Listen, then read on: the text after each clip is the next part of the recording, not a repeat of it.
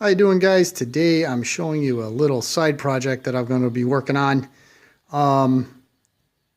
This is a Clinton B1290 motor off of one of my good friends, RJ, a date-coded 1959 RJ tractor. He had asked me to come over last weekend to take a look at the motor and see what we could do with it because it was frozen solid. I mean, the piston in this motor was ridiculously stuck in the block. Essentially, it was in the top dead center position. Piston was all the way up, valves were closed, and it basically, I guess from what I was told, sat for the last 20 to 30 years outside. The moisture had just done the trick to it. The head on the inside, the aluminum head on the inside, basically disintegrated. There was like a pile of white powder galling that was massive, which in turn froze the piston in the board. So I took a look at it. He wants to keep it all. He wanted to keep an all patinaed motor, just like you see it here. So that way, when the tractor's all put back together, everything matches and looks the same. I said, okay, that's fine. So we started playing around with it, and we were starting to get to the point where it was starting to think that it would be smarter just to remotor or reblock the motor itself. So what we did was we ended up taking out, I should take a step back. This is after it had been soaking with Marvel's Mystery Oil down the bore for like a week. And that stuff absolutely had no effect whatsoever. So what we did was we said, well, the hell with it. Let's just go for broke. We took a sledgehammer and we put the head on top of the piston. So like, you know, the head was like this, the handle was sticking off into this direction. And we took another sledgehammer and we just started to kind of, it was more than a tap, let's put it that way. But we weren't like seriously beating on it. We got it to crack free and get the piston down far enough where I could start to take the bolts off and take the cap off the rod.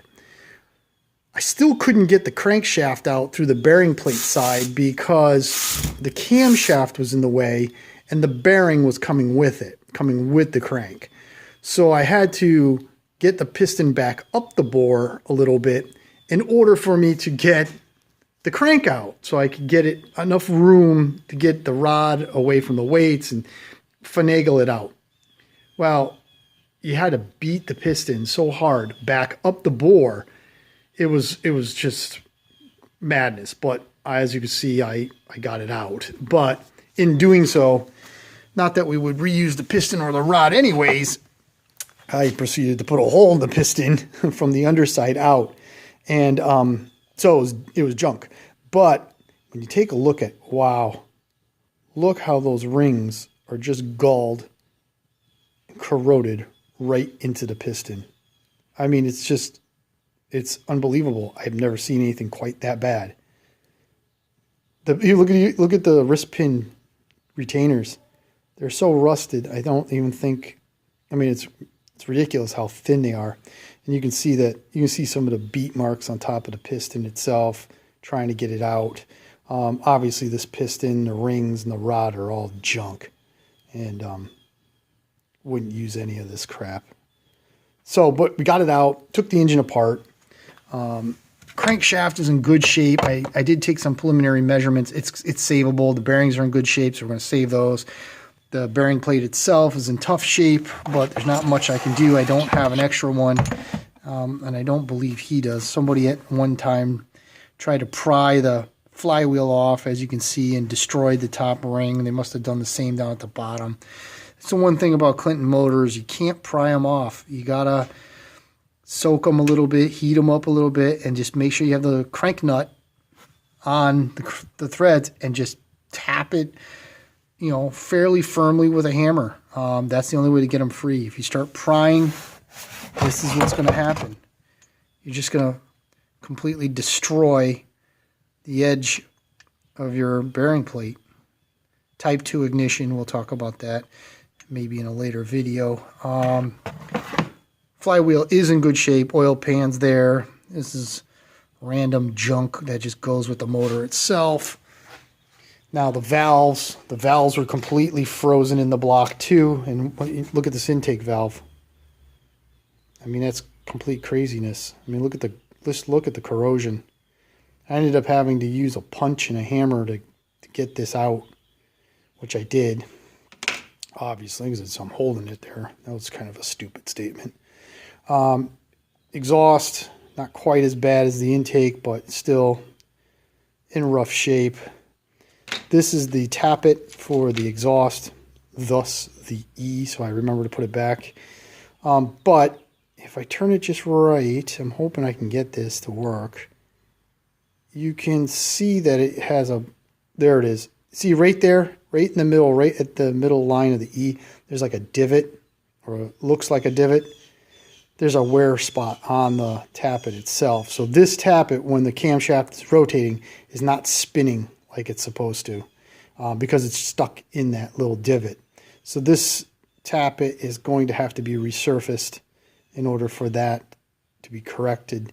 So I'll have to do that. What else? The other tappet is over here. The intake tappet, I don't even see it. It's in here somewhere. And the dipper's right here. This is the dipper. Here's the, oh, that's another thing too, is this, the little governor shaft arm is broken. That needs to be replaced. I don't even know where the other tappet is. It's in better shape, let's put it that way, than the exhaust one. I don't think it needs to be resurfaced. Ultimately, looking over the bore looks like it's in really good shape. There is some light rust, which I took some 220 sandpaper just to see how bad it is. Just gonna, as of right now, it looks like a good hone will save the block. There's no material scratches or gouges going up and down the bore. It's actually quite nice. Yeah, as you can see, the valve seats are in rough shape. I'm going to have to resurface those. The ports themselves are a disaster, to be honest with you. Let's see if I can get a little shot, a little light down in there somehow. Maybe if I get my hand out of the way so the light can go in. There we go.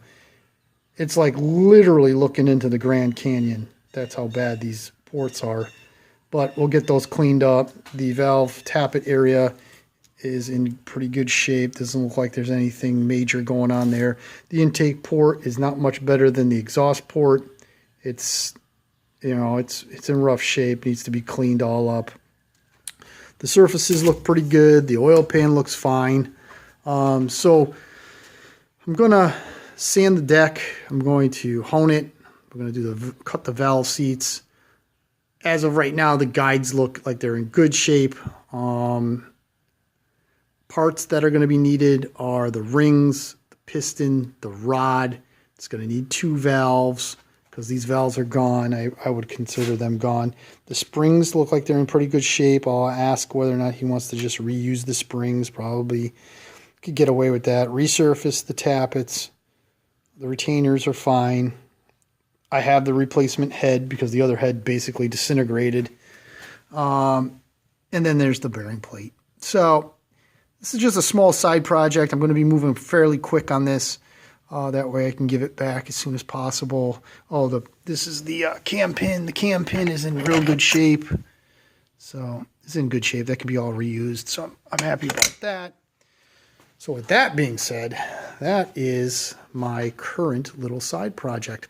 Now, if you're interested in this little side project, by all means, put a comment below and I will post up another video of the progress on this little engine. And ultimately, if you want to see, we will we'll actually show it on the tractor running. The puller tractor is still under construction. I'll have an update on that also. All right, guys. Thanks a lot. Please subscribe if you haven't already, if you like little engine builds, tractor crap, things like that. And if you want to see more about this little Clinton engine coming back to life, leave a comment below and let me know what you think. All right. Thanks a lot.